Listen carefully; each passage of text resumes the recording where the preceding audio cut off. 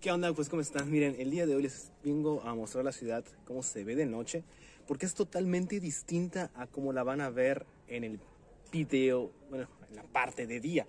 Es totalmente distinta, por ejemplo, te muestra un tipo de iluminación que a veces yo digo que si estuviera, no sé, a la luz de las velas, como tal vez estuvo hace muchos años, estuviera todavía muy interesante, pero bueno.